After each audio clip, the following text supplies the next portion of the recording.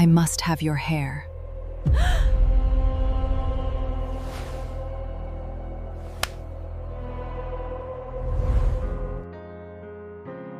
After David and Mark, Clara's status at the agency shifted. She was no longer merely an exceptionally talented designer. She had become a quiet authority whose presence commanded respect bordering on reverent awe, yet her internal scanner never switched off.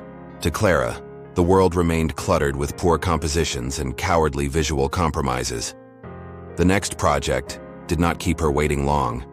Her name was Elena, the lead account director and the polished public face of client relations. Elena was accustomed to captivating everyone around her. Her greatest pride and primary instrument of social influence was her mane, thick, radiant blonde hair cascading down to her waist, meticulously styled every morning into opulent waves. To Elena, her hair served as both armor and weapon. In Clara's eyes, however, it was nothing more than a heavy, kitschy curtain. Beneath it, Clara saw what truly lay hidden: an impeccably clean, swan-like neck, a flawless cranial arch, and arresting almond eyes lost within a deluge of yellow curls. Elena was an antique sculpture, suffocating beneath tons of cheap brocade. The catalyst arrived with an international pitch for a sustainable Scandinavian fashion house. Elena insisted on securing the client through conventional means: an extravagant dinner, luxurious gift packaging, and a polished, marketing-heavy presentation. Clara proposed a radical counter-strategy: deliver nothing more than a stark white box containing a single QR code that opened an interactive minimalist manifesto. "That's madness, Clara," Elena remarked by the coffee machine, tossing a dense wave over her shoulder. "People want luxury. They want volume. They need to feel like they're getting more. Send an empty box and they'll throw us out. Send a gift basket crammed with plastic, and you prove you never understood their philosophy," Clara replied in a flat, even tone. "My box will win," Elena smiled with amused condescension, leaning against the counter. "And if it doesn't? Want to bet? If your sterile theatrics somehow land the deal, I'll give you total freedom to overhaul my entire wardrobe. No gold accents, no high heels for a full year." Clara's dark eyes narrowed. "Your wardrobe doesn't interest me, Elena. I care about form. When I win, you surrender that golden fleece of yours. Every last strand. Right here in the office, the moment approval comes through. Shaved clean down to the skin." Elena stiffened for a brief fraction of a second. The sight of Clara's razor-sharp black micro-bob and intricate geometric neck tattoos sent a faint chill down her spine. But her ego pushed back. She was utterly convinced the Scandinavians would never buy into Clara's severe asceticism. "Deal," Elena said, extending a manicured hand. "Just remember, when you lose, you walk into the next major keynote wearing a pink power suit with your hair loose and unstyled."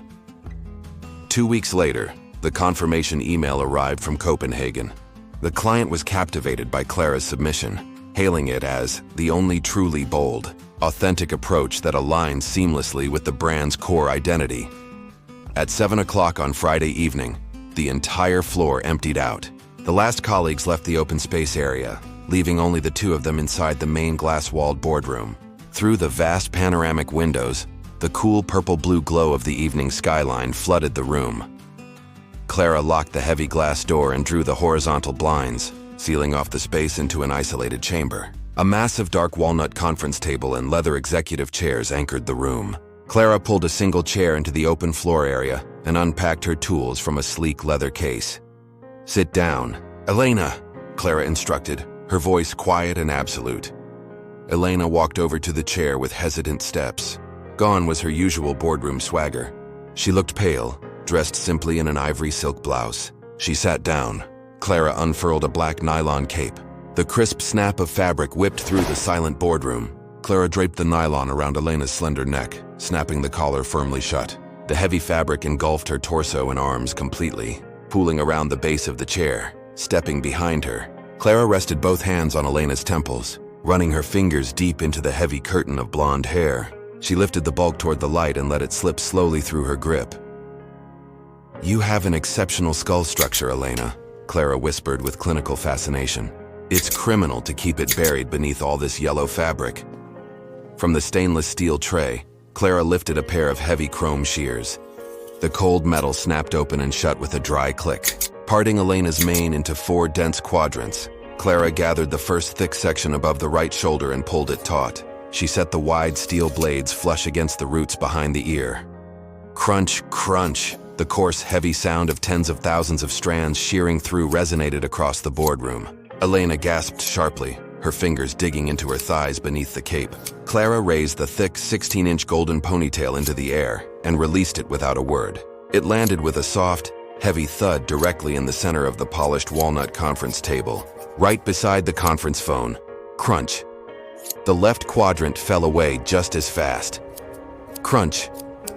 Crunch. The back sections dropped seconds later. A sudden draft from the air conditioning hit the back of Elena's bare neck. Only an uneven, jagged thatch of short stubble remained on her head. Taking a fine-tooth comb, Clara used rapid, aggressive snips to shear down the remaining length around the crown and ears. A shower of golden clippings cascaded down the black nylon, spilling onto the hardwood floor. Clara laid the shears down with a sharp metallic clatter. Reaching into her kit, she picked up a heavy-duty corded clipper. No guard attached. Only a bare, precision-ground steel blade zero-gapped for maximum closeness. Her thumb flicked the switch. The room filled with a deep, magnetic, mechanical hum. Bzzz. Clara placed her tattooed left palm firmly over the crown of Elena's head, locking her neck in place. Keep your head straight. Don't move.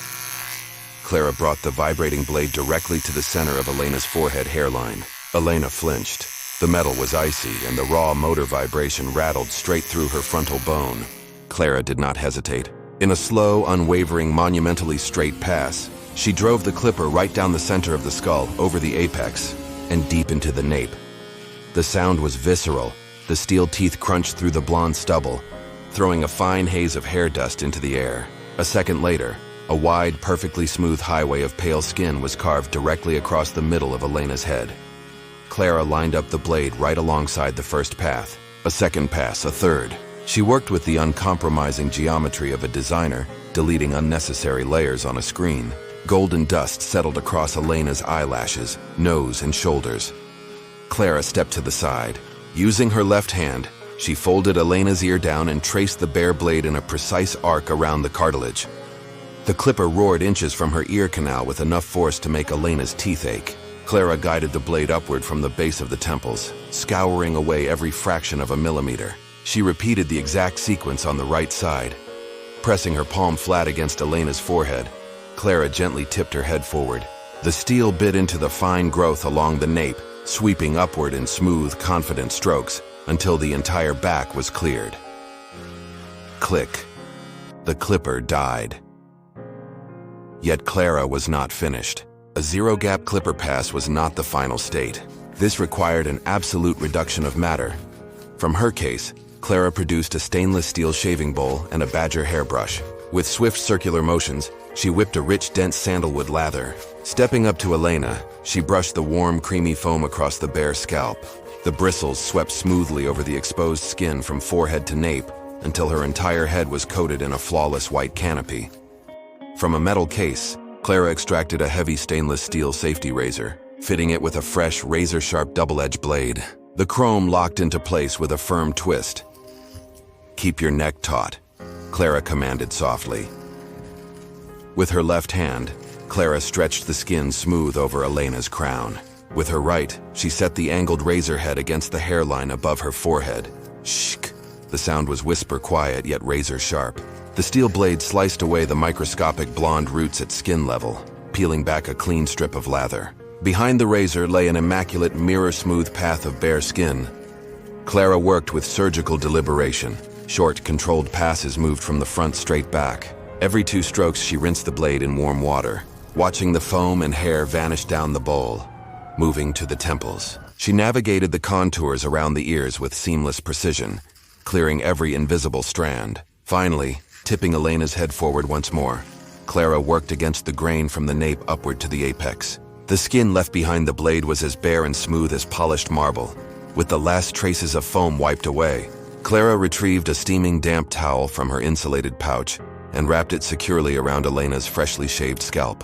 The wet heat soaked deep into the sensitized pores, clearing away every stray particle. As she peeled the towel away, Clara poured a drop of cooling mint balm into her palms, working it into Elena's gleaming scalp with slow, firm circular strokes from brow to nape. Clara unsnapped the cape and swept it away in one swift motion. Encircled around the leather chair lay Elena's golden fleece in a seamless ring, flanked by the 4 thick ponytails resting across the boardroom table. Clara lifted a large frameless mirror and positioned it directly before Elena. "Look." Elena slowly lifted her gaze. The reflection showed no defeated victim. The manufactured corporate persona hiding behind walls of excessive styling had dissolved completely. Stripped of the blonde curtain, her features surged forward with undeniable power. Her neck appeared remarkably long and regal, her cheekbones sculpted with dramatic clarity, and her almond eyes commanded the entire room. Her head was impeccably smooth, luminous, and bare, an avant-garde icon of pure Scandinavian form. Elena slowly raised a manicured hand.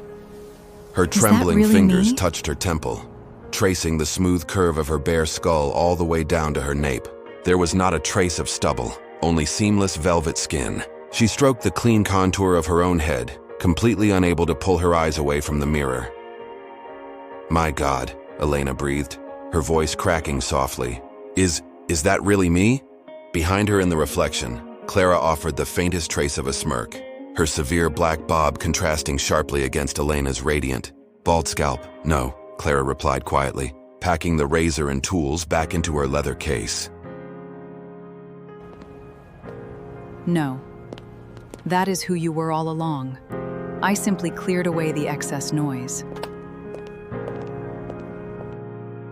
We hope you enjoyed today's story. If you want to follow more episodes, don't forget to hit follow on this page. And we would be thrilled if you also supported us through paid subscriptions, which help us keep creating.